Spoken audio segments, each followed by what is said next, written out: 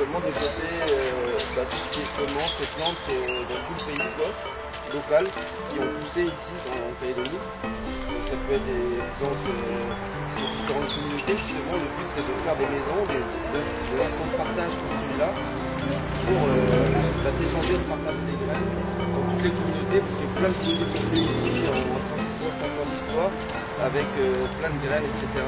Il y a eu toutes les graines qu'il y avait aussi avant que la Calédonie soit colonisée. Donc il y a plein de diversité qu'on ne connaît pas, et le but c'est de transformer et de partager et multiplier pour qu'on soit plus autonome, quoi, dans notre... Et préserver. Préserver, multiplier, partager, pour qu'on soit autonome et résilient face peut-être des changements ou des choses comme ça. On a la chance de ne pas être en Europe encore, donc profitons. Parce qu'en Europe c'est interdit. Donc là on est en train de faire des trucs qui sont interdits en Europe, donc c'est pas autre chose. Oui. Voilà. Donc là c'est maintenant. Oui. Voilà. Donc il y en aura. Les maisons de semences, c'est pas des banques de semences, hein, c'est pas le fait de stocker dans un endroit comme en Sibérie, là où je sais pas quoi. C'est de stocker les semences, mais en les partageant chacun, que tout le monde ait toutes les semences, comme ça, voilà,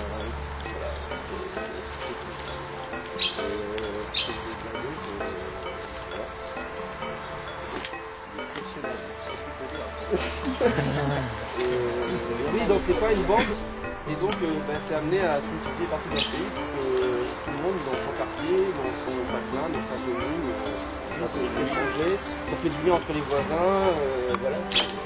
Une transition. Voilà. Alors, moi, je peux dire un mot, vous avez dit? Oui, vas-y, voilà. Depuis moi, je suis responsable, je veux dire, le PMPR, c'est génial. En plus, vous avez dit, on pourrait être au départ timide, il ne paraît pas comme ça. Donc, l'idée de Maleva, c'est des amis de Maleva se sont dépassés aussi grâce à la force du groupe. Ça fonctionne très très bien en fait. Donc, moi, la technique de l'univers, j'ai fait quand même il y a 5 ans. On avait pour vision de dire que tout ne doit pas nécessairement venir de Montréal, quand on vit dans le nord, le grand nord, on n'a pas pris de retard comme le Sénat dans le 10, on a la chose d'avoir de recul par rapport à ce qui se passe. C'est-à-dire que les autres aussi, je sais pas que ça va avec des films derrière, on a des choses à proposer. On est pareil sur ce projet-là. Et puis sensiblement, voilà, une évolution avec aujourd'hui il y a plus de 160 adhérents. Communauté, chacun va pouvoir dire ah non mais moi les choconates, les tarots, les visions, moi je connais, c'est quant à nous ça. Puis le javanais il va dire ah oui ça c'est bon, quant à nous, il va parler de ses plantes. C'est pareil pour tout le monde. Mais si on met tout ça en commun, on va dire que le Calédonien c'est toujours les plantes à nous. Et au-delà des plantes à nous qu'on se réattribue, c'est-à-dire qu'on se partage nos connaissances et nos savoir-faire. Donc c'est un joli challenge. Visiblement, ça fait 3 ans qu'on travaille sur cette approche. On n'est pas arrivé comme ça, sautant dans une salle d'eau. Rapidement, que vous sachiez que c'est tranquille pour notre esprit, parce qu'effectivement, c'est interdit en Europe. Donc on ne va pas commenter le sujet, surtout en France et deux, mais si ça veut dire, ils n'en parlent plus. Mais en Calédonie, voilà, on a cette chance de pouvoir faire ça ensemble. Et de nous rencontrer, d'avoir une relation interculturelle et humaine, tout simplement, dans ce pays, au travers des plantes. Donc le projet Plantano démarre ici, maintenant, concrètement. On est passé par le Sénat coutumier, la DCK, Centre culturel, des tribus, au gouvernement. Ils sont au courant ce qu'on fait. Donc ils n'ont pas encore quitté en disant ah oui c'est interdit en Europe, on s'en fout. Après je vais te dire, on n'est pas dans l'importation de semences, où ça peut être le cas ou ça peut l'être. Mais ce dont on parle, ce sont des semences biologiques, reproductives. Le but n'est pas de partager des semences qu'on va chercher au magasin. Le but est d'avoir des semences qu'on récupère dans la nature, dans nos champs, dans nos jardins, qui ont déjà poussé dans le pays, où que ce soit, et qui ont déjà produit des semences. Ça veut dire que soit ce sont des plantes originales, elles sont là depuis tout le temps, soit elles sont originales et elles sont déjà tropicalisées d'une certaine manière. Nana, salut Nana. Ok, welcome. In our small country. Okay? Big. Just listen. We at Sukkot. Alors, Atsuko, qui fait venir John et son assistant.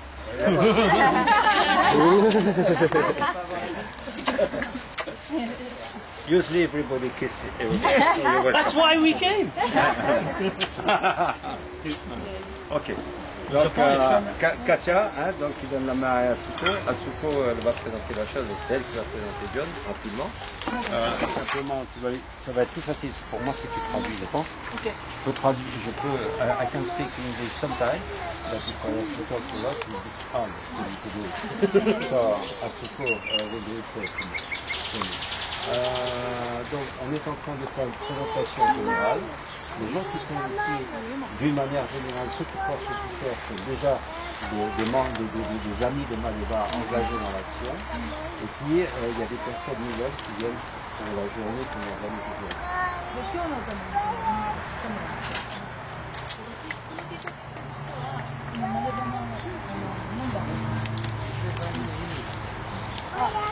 Quel est le sens de Maléva? Alors, Maléva, c'est un mot kanak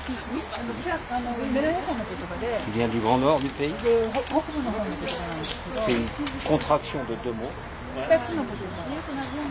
Malep, ça veut dire vivre, la vie. Et Va, c'est la parole.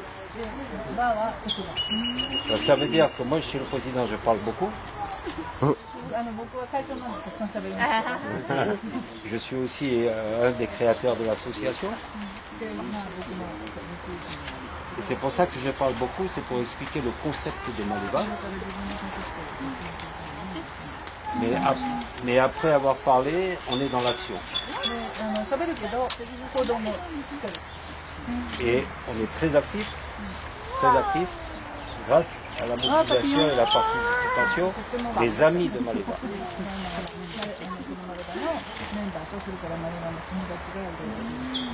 Voilà, et simplement lui dire qu'on est dans Maléva, on n'est pas des membres de Maléva, on fait attention aux mots qu'on utilise, on est des amis de Maléva. Ouais. Alors moi j'irais bien Écoutez bien parce que vous avez maintenant les informations de chacun d'entre nous. des graines d'amarante rouge. Donc l'amarante, c'est une plante qui fait donc ces petites graines qui sont comestibles, qui peuvent être mangées germées, qui peuvent être mangées cuites. Ça a un très fort potentiel en protéines et les feuilles sont également comestibles, on peut les manger en salade. Et c'est une plante qui enrichit le sol d'azote, donc c'est un très bon partenaire pour la culture. Et on fait une belle teinture aussi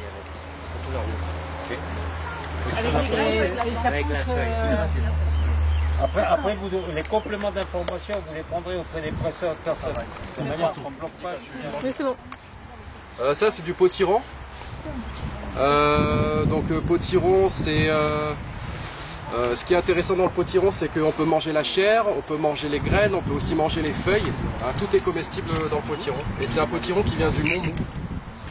Je suis Richard, je fais de la permaculture et puis voilà. Ok, merci Richard. Du Montmou. Amarante blanche du Montmou. Ok. Ah.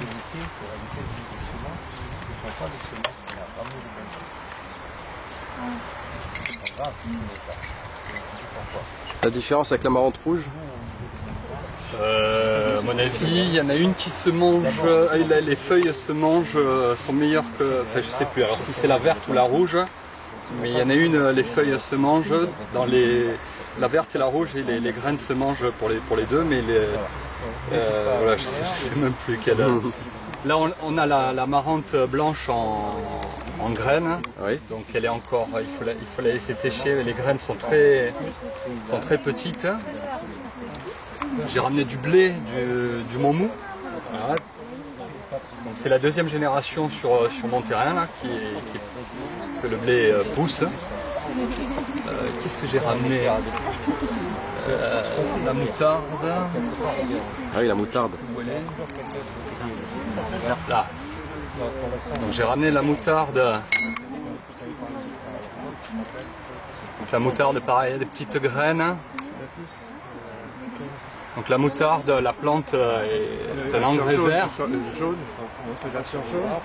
La fleur est jaune. C'est une plante très mellifère. Donc beaucoup d'abeilles. Voilà, donc mon mou aussi. Ça marche. Puis après, j'ai oublié ce que j'ai pu ramener.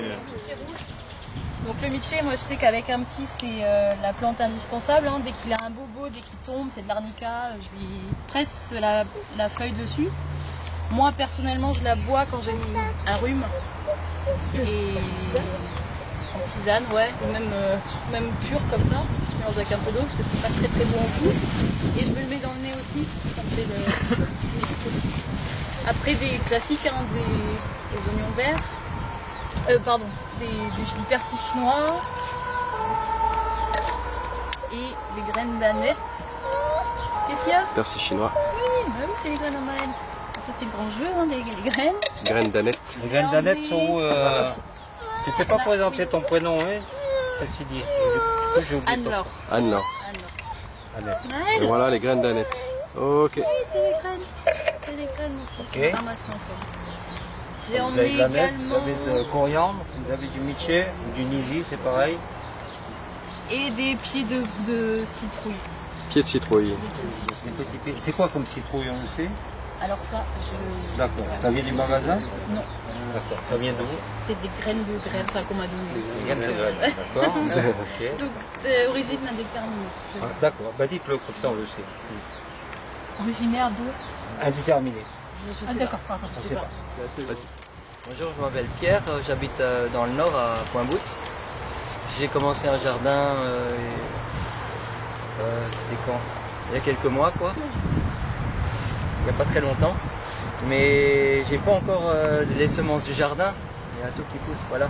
Donc j'apporte des semences un peu avec les gens locaux, quand je sais qu'elles viennent de gens qui cultivent naturellement ou bio dans les tribus ou des agriculteurs qui mettent que des bonnes choses.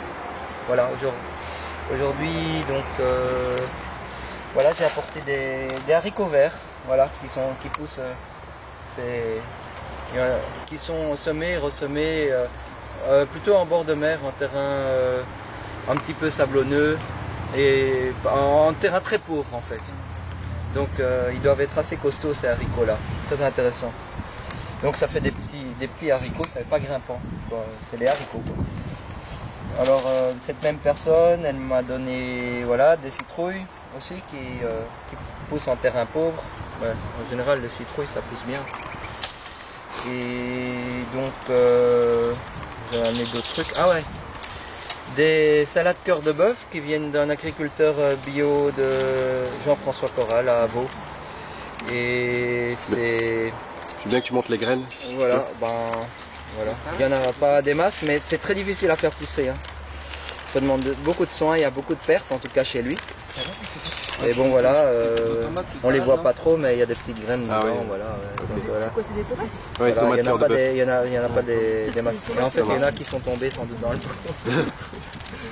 Qui sont perdus. Ça, c'est des petites tomates cerises qui viennent aussi de chez lui, qui poussent naturellement. Voilà, il y en a là-dedans. Il y a de la papaye qui vient de tribus de veau, des très bonnes papayes qui poussent à fond dans mon jardin. Ok. Super, super. J'adore les papayes. Je dois avoir les bons microbes. Et ouais, il y a des pamplemousses roses qui viennent de Point-d'Imier, de tribu. Voilà, ça c'est solide aussi. C'est des bonnes. Et il y a des courgettes qui viennent de cette agricultrice à Pointe-Boute qui est passionnée. Des énormes courgettes qu'on attend qu'elles soient vraiment énormes et qu'elles pourrissent pratiquement. Et là, les graines ont le plus de... Maintenant, je ne les ai pas testées encore en termes d'efficacité. Bon, voilà. Voilà. Olé. Ici, voilà, je fais un peu, je mange pas avec mon jardin, mais je fais un peu de graines quoi. J'essaie de reproduire des variétés qui me tiennent à cœur. Donc là j'ai amené l'embrandages du jardin, c'est ceux-là là. On les a recueillis il y a 2 semaines avec la bande et on a tout écossé à la main, voilà. Il y a du maïs de l'IFU UVA. Donc ça c'est un mec de la bande, c'est Paul, qui m'a filé des graines et que j'ai donné à un copain qui les a bien reproduits et qui m'a filé un épi pour aujourd'hui. Donc voilà, c'est un très bon maïs quoi, pour manger. Voilà, il a deux couleurs, une couleur plus claire sur l'épice, une couleur bien vive et une couleur plus claire. Sinon j'ai amené quoi? Du coriandre de chez mon pote aussi. Donc le coriandre quoi, hein, comme vous le connaissez. De la papaye qu'il a nommé lui parce que je lui ai demandé de donner un nom Energizer. Parce que il en mange, quand c'est la saison, il les mange tous les matins et ça lui donne la pêche. Donc voilà. Et puis j'ai amené quoi encore? Oui, de haricots de Lima tropical qui est ici, c'est celui-là. Là, voilà. Donc j'ai jamais mangé cet haricot encore. Je pense qu'il faut le faire cuire comme tel quoi. Après les gousses ça se mange pas, elles sont trop filandreuses. C'est celui qui grimpe là-bas. Hein? C'est celui qui est là, ouais. Et puis il n'y a rien d'autre ici. Voilà. Ok. Je suis Marielle de Nouméa, donc j'ai pas la chance comme vous d'avoir un jardin. Par contre j'ai un magnifique talus plein de faux mimosas en face, donc personne ne fait rien, donc je me disais que j'allais peut-être essayer de le coloniser. Ça pourrait être intéressant, puis c'est pas trop loin pour aller vider un peu d'eau sinon ça continue à faire aussi sec. J'ai quand même amené des graines d'œillet. Alors ça vient du magasin, donc je sais pas si ça sera une version numéro 1 qui va pas se... C'est bon. Bonjour, je m'appelle Isabelle, j'habite Robinson. J'ai été très occupée pendant très longtemps et je le suis encore un petit peu sur une maison que je suis d'auto-construction avec beaucoup de récup et beaucoup de recyclage. Donc le jardin je m'y colle depuis... Il y a eu de la préparation, je commençais des lasagnes. Et puis alors j'ai amené, je sais même plus. Alors ça c'est de la citrouille spaghetti. Elle est longue comme ça la citrouille. Et en fait quand on la fait cuire après avec la fourchette, on gratte comme ça et ça fait vraiment du spaghetti quoi. C'est assez rigolo. Très bon. Ça c'est de la papaye rouge. Excellente. Bien rouge. Ça c'est de l'ambrevade. C'est quoi le goût de la papaye rouge? La papaye elle est rouge. C'est le même goût? Elle est beaucoup plus sucrée. Plus sucrée? Ouais. Et l'ambrevade du Vanuatu en fait ça fait vraiment un arbre en fait. C'est bien gros. Ok. Elle est plus grosse. Elle a un tout petit chouïa, pas si tant mais quand même. Regarde. Elle est un peu plus grosse effectivement. Ouais. Voilà, ça c'est de la papaye solo, elle est un peu classique. Vous connaissez le reste, hein. C'est pas des choses extraordinaires. Ok, merci. Je viens de Koumak et j'espère y retourner demain d'ailleurs. Ton prénom? J'ai apporté peu de graines parce que c'est des graines dont je suis sûr. Alors ça c'est de l'ambrevade qui était dans... Ton prénom, excuse-moi? Je m'appelle Yves et je reste où je réside à Koumak. Okay. Donc c'est de l'ambrevade qui était dans le jardin quand je suis arrivé. Et la personne qui était dans la maison avant moi m'a dit qu'il y a 8 ans auparavant qu'elle arrive et il y était déjà. Donc je récupère les graines, je replante à chaque fois. Donc elle est très bonne. Je ne sais pas d'où elle vient, elle doit être de Koumak. Là, ça c'est des graines de citrouille qui m'ont été données, viennent de Tribu. Donc ça vient de chez Cheng, c'est Panuma. Donc j'en ai de moins en moins parce qu'on me dit tu m'en donnes, tu m'en donnes. Ça ce sont des pommes lianes. Alors ça vient, ces pommes lianes, ça vient de Pagou. C'est en Tribu, donc j'avais envie d'avoir des pommes lianes. C'était en 2013, donc voilà. Tu peux nous montrer les graines? Alors les graines sont à l'intérieur. C'est des rouges ou des jaunes? C'est des jaunes. Ok. C'est des jaunes. J'ai des rouges, mais j'ai pas de graines, j'ai pas de graines. Je pourrais en amener la prochaine fois. Oh, mais c'est pour savoir. Donc oui, ça c'est. Et les cailloux? Oh. T'as les meilleurs que les cailloux. Ah ouais? Voilà, et j'ai des graines de squash. Alors c'est pas très dur à faire pousser. En tout cas, moi ça marche bien. Voilà, ouais, ça vient de OneUp. Voilà, bon. On me les a donnés et. Pardon? OneUp c'est une tribu à Koumak. Oui, alors OneUp c'est une tribu bord de mer, ça marche. Voilà. Donc moi ça fait plus de 3 ans, c'est la 3e ou 4e génération. Voilà, donc je les mets là pour ceux qui en veulent. Et j'en apporterai plus. Merci beaucoup. J'ai eu au Vanuatu des graines, je m'appelle Marie-Odile, qu'on pourrait essayer de planter ici parce que c'est du Vanuatu. C'est quoi?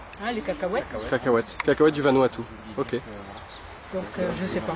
Et j'ai ramené un sac de terre glaise rouge. Tout le monde dit il faut jeter. Je l'ai montré à notre invité, qui m'a dit ça c'est succulent, il y a 3 minéraux dedans et on peut très très bien planter dedans.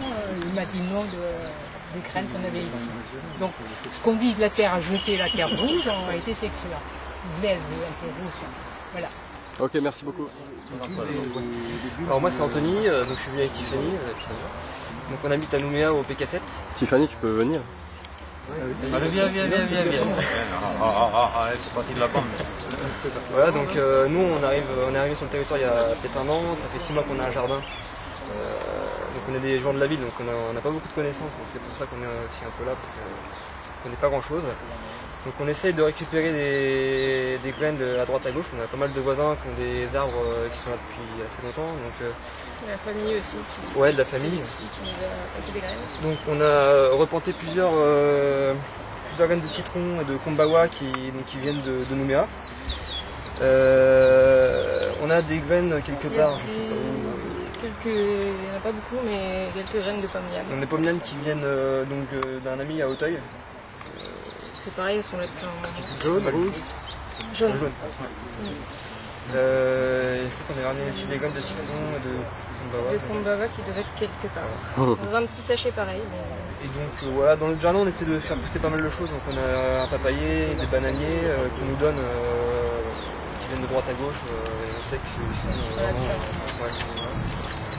voilà, on aura sûrement plus de choses à la prochaine. Ok. Merci beaucoup. Non, c'est un carreau oasis, donc ça vient de Farino, c'est un ami à Farino.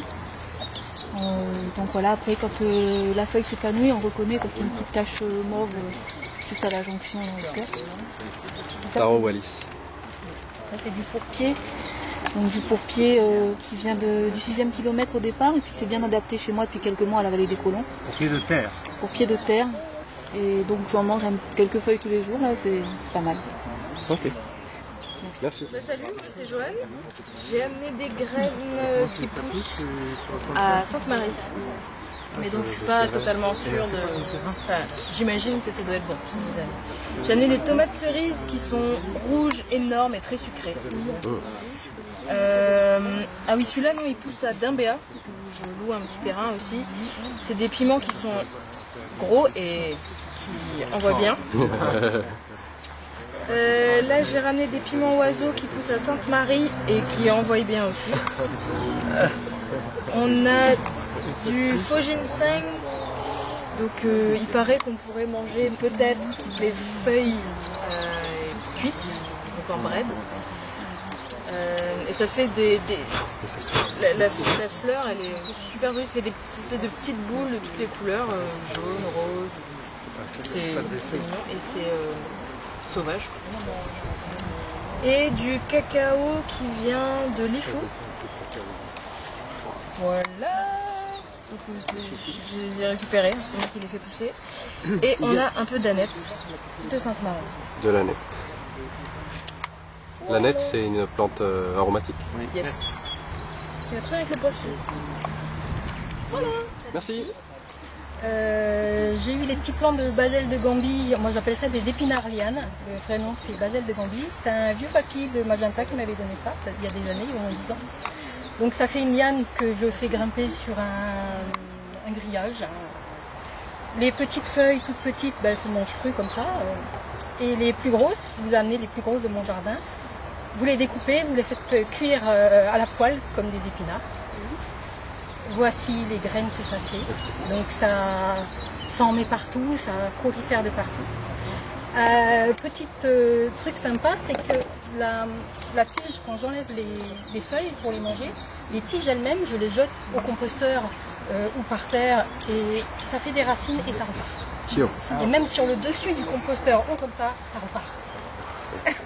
Donc facile à ça. Voilà, voilà. Sinon ça c'est de l'ambrevade, donc pareil que les petites graines. C'est des petites tomates oiseaux, enfin les petites tomates qui poussent toutes seules. Je vous ai amené carrément fraîches, parce que moi technique à moi, c'est je prends ça, je mets dans la terre. Je fais pas sortir les graines ni quoi. Comme les citrouilles. Quand je mange une citrouille, je mets la chair avec, je mets dans la plante, enfin dans la terre et ça pousse tout seul. Voilà, voilà. Ok, merci. Nous, c'est Michael et Lolo. Et du coup, on a un petit coin de jardin. Et du coup, là, j'ai apporté, il y a du... Je vais apporter beaucoup, je découvre l'association ici, donc la prochaine fois, ce sera mieux organisé. Pas de problème. De mon côté. Du coup, je vous ai apporté là, du basilic thaïlandais, bien anisé.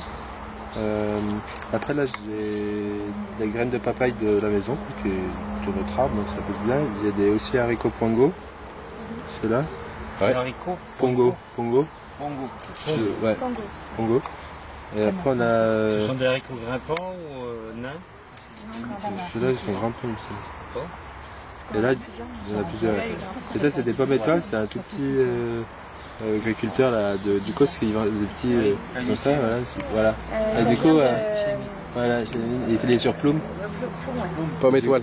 Pomme étoile, et du coup, c'est magnifique, là, on les a plantés. Ça, c'est des... Après, il y a... Là, c'est... On en amènera plus la prochaine fois si on en a plein. Ça, c'est des graines de petites fleurs aussi. Des fleurs, donc c'est pas... Voilà, je vais apporter. Et après, il y a des petites amarantes rouges, des petites amarantes classiques. Et après, il y a des petites graines de plantes. Il y a aussi des plantes, alors s'il y en a qui veulent s'amuser à faire planter, voilà, on a fait un petit tour sur la province nord, et du coup, on a trouvé des graines. Et du coup, voilà, on prend des graines et on voit ce que ça donne. Okay. Et après, il y a aussi des graines aussi, c'est le petit agriculteur de plume du COS. Ça, c'est une sorte de, je sais pas le nom, c'est une sorte de concombre ou courgette. Dire du concombre. Ça fait c'est très dur. La peau c'est un vieux légume, c'est une peau qui est très dure. On a vu ça a un goût de courgette. C'est peut-être un loufa. Ouais, peut-être un loufa. C'est ce qu'on a vu ensemble. Et du coup, voilà, on a mis à planter, on a trouvé les graines et on va mettre. Voilà. Ok, merci. Donc, bonjour, moi c'est Rémi, donc je fais partie de la petite bande à nous. Je viens de Poum, donc le grand nord du territoire. Je vis sur une zone qui est très sèche, où on n'a pas d'eau, donc on doit gérer avec ce qu'on a, sol qui est pauvre. Et donc j'ai amené ici des graines et des boutures, donc ça sera en bouture, donc très rapidement. Ça c'est du romarin, hein, donc voilà, qu'on utilise en cuisine, en tisane. Ça c'est du basilic, donc le basilic vous connaissez. Là vous avez donc des choux-canac. Alors, les choux-canac, il en existe de nombreuses variétés, hein. Donc j'ai amené aussi des graines de choux-canac. Il faut savoir que ça fait des graines aussi, c'est vrai que ça ressemble au gombo. Dans les gombos, c'est quoi? Les gombos, c'est ça. Donc les gombos, pareil, les graines sont à l'intérieur. Originaire, je pense que ça vient d'Afrique, mais on en trouve beaucoup aussi en Louisiane, dans le sud du nord des États-Unis. Le gombo est beaucoup utilisé, donc ça se mange vert, hein, bien sûr. Et dans la cuisine, c'est très bon, ça a un effet aussi un peu gélatineux, quoi, qui permet de lier des sauces. C'est comme ça que c'est utilisé, je veux dire, en Louisiane, chez les Cajuns. Là, nous avons donc des embrovades aussi sur pied. Hein. Donc, voilà, pour montrer, je veux dire, à quoi ça peut ressembler pour ceux qui ne connaissent pas. D'accord, les embrovades. Ensuite, ici, nous avons ce qu'on appelle, là aussi, il faudra prendre en bouture pour ceux qui sont intéressés, des tournesols mexicains. C'est comme ça que je connais le nom. Voilà, c'est pareil, c'est la même. Ah ouais? Ouais. Non, c'est un chokanak, excusez-moi. Autant pour moi, c'est une autre variété de chokanak. Hein. Ça, ce sont les tournesols mexicains. Donc ça, c'est intéressant, je veux dire, au niveau de la structuration du sol. Et en même temps, je veux dire, ça purifie, je veux dire, le sol, on va dire ça comme ça. Voilà. Donc très intéressant dans un jardin aussi. Les abeilles aiment beaucoup. Là, c'est pas moi qui l'ai amené, mais comme je le vois là-dedans, je vais le présenter. C'est du thym martiniquais. Donc thym martiniquais qui est très odorant, hein, ça pousse très très facilement. On va laisser... Ah non, tu connais, d'accord? Ouais, j'en ai dans mon jardin et je sais pas ce que c'était. On fait des infusions avec, c'est très bon aussi. On fait du sirop avec. Salade aussi. Voilà. Salade, mais du thon. On a aussi donc ici du nisi quelque part. Alors là, par exemple, ça ressemble un petit peu quelque part au sandé. Patchouli? Ah non, c'est le thym martiniquais. Thym martiniquais. Il y a du nisi. Là, c'est ça. Voilà. Ça, c'est du miché ou nisi. Il y a plusieurs noms ici. c'est une plante médicinale. Hein. Donc on utilise, ça a été présenté, me semble-t-il, précédemment, contre des chocs. Hein. Voilà, c'est pareil. Donc il y a du rouge. Tout à l'heure, il a été présenté le rouge. Là, c'est le blanc. Hein, d'accord. Ils ont des propriétés médicinales donc similaires, mais je ne serai pas en mesure avec précision de le faire. Je pense que les Kanaks seront plus à même de le faire. Mais enfin, moi, je l'utilise effectivement contre la toux, contre les chocs, voilà, quand le nez coule, etc. C'est très bon pour le sang aussi. Voilà, ici rapidement, c'est des haricots sabres. Donc le haricot sabre, voilà les graines que ça donne. C'est costaud. Je ne suis pas en mesure, ça pousse chez moi parce que j'en ai fait pousser dernièrement. Par contre, je ne serais pas en mesure de dire comment ça se cuisine. Moi, je ne sais pas cuisiner ces plantes. En tout cas, ça se mange. Ben, ça doit se manger, je présume. Moi, je mettrais ça, je vais dire plutôt en farine. Je pense qu'on doit pouvoir faire de la farine avec ce genre de haricots. Ça sera, je les ai pris pour faire ce type d'essai, quoi. Hein. Voilà. Ici, donc tout pousse chez moi. Hein, je veux dire, malgré le fait que j'ai pas d'eau, etc. Donc je pratique la permaculture. Et donc j'ai des techniques qui me permettent de faire pousser des choses avec peu d'eau. Ça c'est du coton, hein, coton biologique aussi, qui viennent de la maison. Les graines sont dedans. Voilà à quoi ressemblent les graines. Voilà. Et puis j'ai amené d'autres petites choses que je ne vois pas sous les yeux. Mais voilà pour une première présentation. Olé. Ici j'avais oublié de présenter le vétiver. Donc ça c'est une plante magique, hein, qui a plein de propriétés. Ça se prend par petite bouture comme ça. Ça fait des touffes. L'intérêt du vétiver, c'est connu en parfum. Hein, pour les hommes, le parfum vétiver, ce sont les racines. L'intérêt, c'est que les racines peuvent faire plusieurs mètres de profondeur, 2, 3, 4 mètres de profondeur selon les sols. Donc l'intérêt, c'est que ça va permettre de stabiliser les sols en cas d'érosion. Donc en même temps, étant donné que ça fait des touffes de racines, ça va aussi comme avoir propriété d'aller puiser des éléments nutritifs qui sont au fond du sol, et en les remontant, je vais dire à la surface, ça va nourrir la plante, mais ça va permettre aussi aux autres plantes de bénéficier des apports nutritifs qu'elle aura été puisée au fond, et dont les autres plantes ne pourront pas bénéficier parce qu'elles ont des racines courtes. L'intérêt, donc c'est aussi une plante utilisée beaucoup en permaculture, sachant que les plantes qu'on a tendance à choisir en permaculture sont des plantes, je veux dire, qui ont plusieurs, je veux dire, donc intérêts. Non, voilà. Donc plusieurs fonctions. Donc là, ça fait des grosses touffes. Après, on peut couper, je veux dire, alors j'étais aux racines. Donc les racines, elles vont aussi permettre de garder une certaine humidité de par leurs racines, de leur constitution, dans un sol qui est sec, comme chez moi, et qui va conserver un petit peu l'humidité un peu plus longtemps. On triche un peu pour en faire bénéficier, par exemple, des arbres fruitiers qui pousseraient à côté. Les feuilles, ben, les feuilles, elles sont costauds, elles peuvent être utilisées pour faire les toits des cases. Hein. On peut la couper en petits morceaux, faire de la terre-paille. On peut après utiliser les feuilles, quand on les coupe, sur les buttes pour faire du mulch, c'est très bon aussi. Pour faire du mulch ou du paillage. Voilà.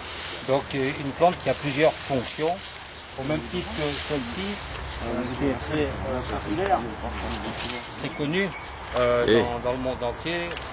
Donc l'aloe vera, donc on l'appelle plus communément plante à brûlure, parce que c'est ce qu'on utilise pour soigner contre les brûlures, mais ça a aussi de nombreuses autres vertus.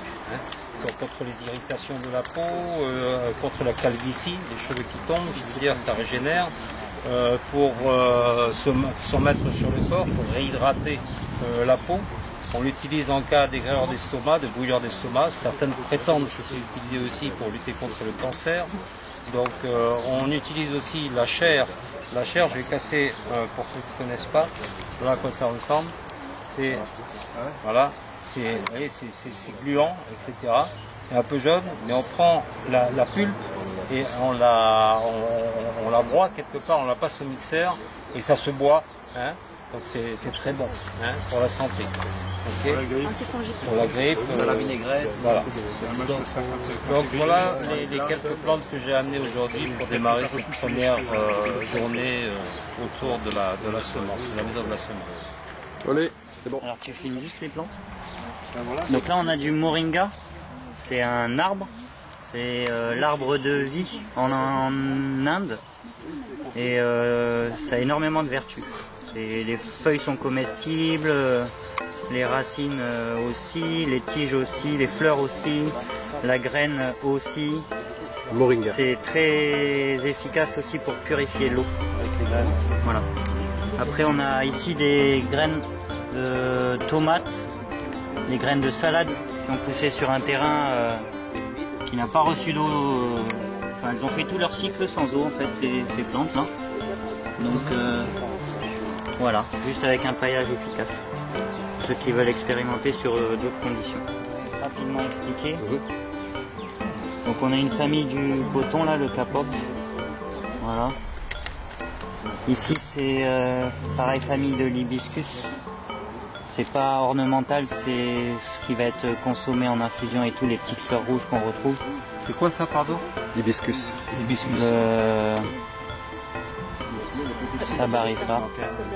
Voilà, Sabarifa. Et ici on a des belles aubergines aussi. Apparemment le fruit est très très beau. Aubergines vertes. Voilà. La colonisation, les grands on a ramené les plantes.